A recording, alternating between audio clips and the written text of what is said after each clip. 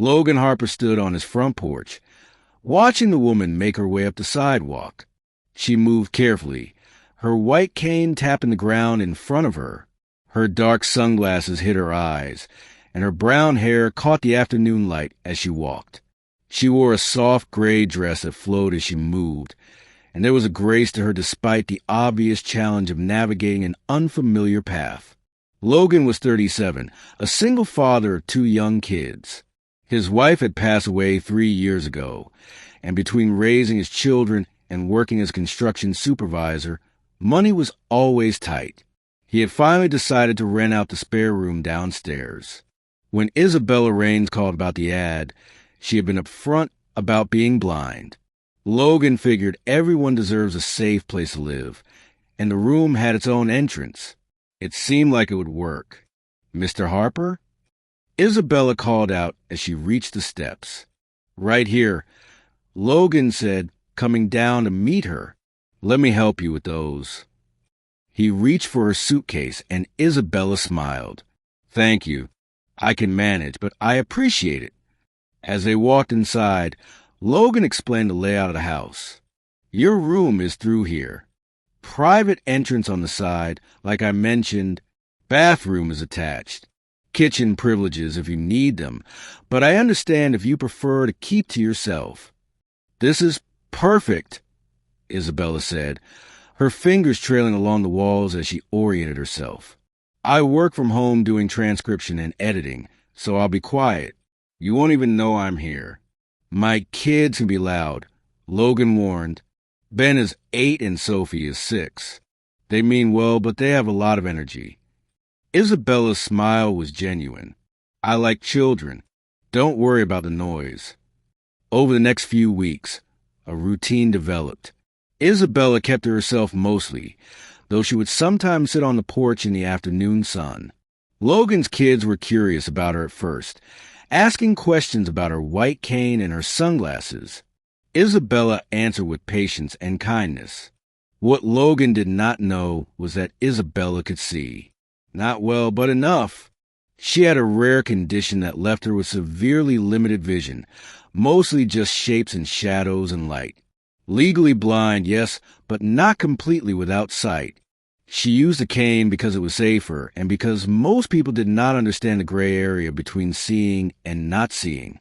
She wore the sunglasses because bright light hurt her eyes, and because it was easier than explaining her condition over and over. People treated her better when they thought she was completely blind. They were kinder, more helpful, less likely to judge. But it also meant she saw things people did not think she could see. She saw how hard Logan worked, how he left before dawn for his construction job and came home exhausted, how he still made dinner for his kids every night, helped with homework, read bedtime stories. She saw the bills stacked on his kitchen counter, the way he skipped meals sometimes so his kids could have seconds.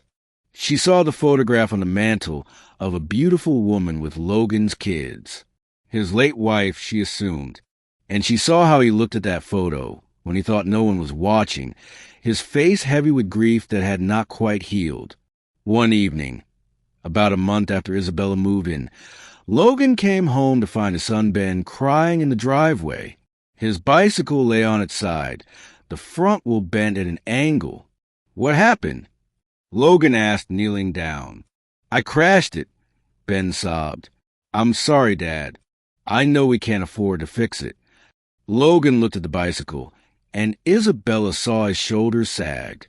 She was sitting on her porch, and though Logan thought she could not see him, she saw enough.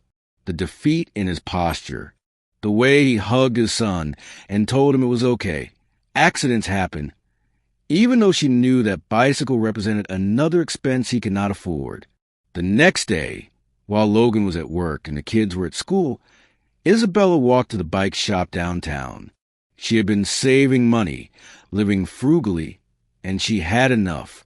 She described the bicycle to the shop owner, arranged for a replacement to be delivered, and paid extra to have it left on Logan's porch with no note, no name.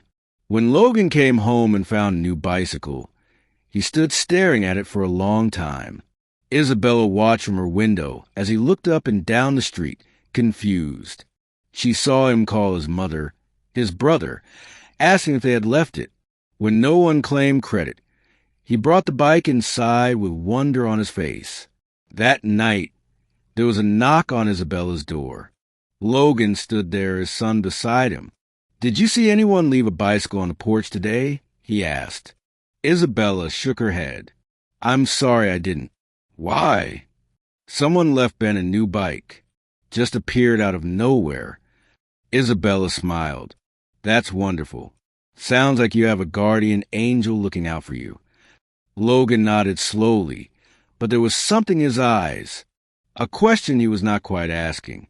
A week later, Isabella was in the kitchen early one morning when Logan came down. She was making coffee, moving around the space with practiced ease. Too much ease, perhaps. "Good morning," she said, not turning around. "Morning," Logan replied. He watched as she poured coffee into a mug, then reached up to the exact cabinet where the sugar was kept. No fumbling, no hesitation. "Isabella," he said slowly, "can I ask you something?" She turned toward him, her sunglasses still in place. "Of course. Can you see?" The question hung in the air. Isabella was quiet for a long moment. She could lie. She had done it before. It was easier that way. But something about Logan's kind eyes, about the way he had welcomed her into his home, made her want to tell the truth.